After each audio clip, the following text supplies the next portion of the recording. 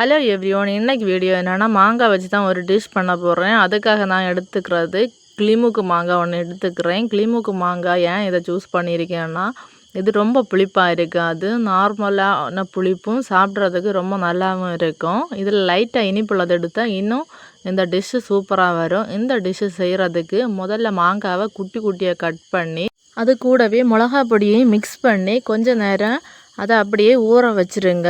ஊற வச்சதுக்கு அப்புறமா தனியாக ஒரு பாத்திரம் எடுத்து அதில் இந்த மாங்காவை போட்டு எல்லாத்தையுமே கொஞ்சம் கொஞ்சமாக போட்டு வச்சுருங்க. அதுக்கப்புறமா அதில் என்னெல்லாம் பொருள் சேர்க்கணுன்னு அதையும் கூடவே தனியாக எடுத்து வச்சுருங்க. நான் அதே மாதிரி தான் தனியாக எடுத்து வச்சுருக்கிறேன். இப்போ மொத்தமாக அந்த பாத்திரத்தில் போட்டுட்டேன். போட்டதுக்கு அப்புறமா நான் தயிர் எடுத்துக்கிறேன். தயிர் தான் இதுக்கு ரொம்ப முக்கியமான பொருள். தயிர் தான் இதோட டேஸ்ட்டை மாற்றியே கொடுக்க போகுது.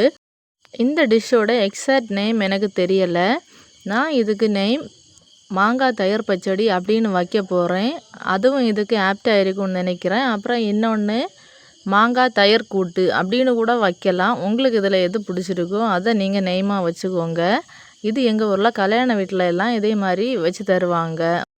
தயிரை மொத்தமாக நான் இதில் ஆட் பண்ணிவிட்டேன். அதுக்கப்புறமா இதில் நான் என்ன சேர்க்க போகிறேன்னா, கடுகு வெந்தயம் வறுத்து பொடி பண்ணி வச்சுருந்தேன். அதையும் அது கூடவே காயப்பொடியும் வச்சுருக்கேன். அதையும் கூட இதில் சேர்த்து ஆட் பண்ண போகிறேன்.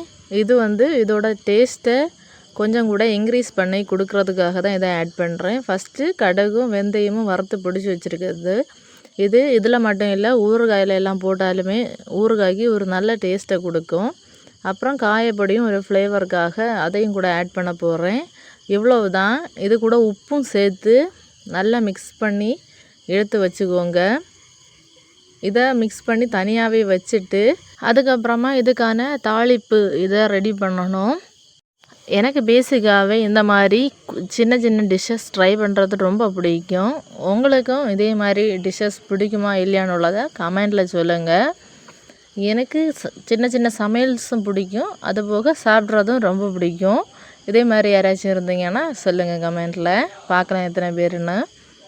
இந்த மாதிரி நம்ம குக்கிங்கில் சின்ன சின்ன விஷயம் பண்ணும்போது நம்ம மைண்டு கூட ரிலாக்ஸ் ஆகுது. நம்மளாலேயும் ஒரு விஷயத்த பண்ண முடியுங்கிற நம்பிக்கை வருது. குக்கிங் கூட ஒரு தெரப்பி தான் நம்மளோட மைண்டுக்கு. அதனால் எல்லாருமே குக் பண்ண ட்ரை பண்ணுங்கள்.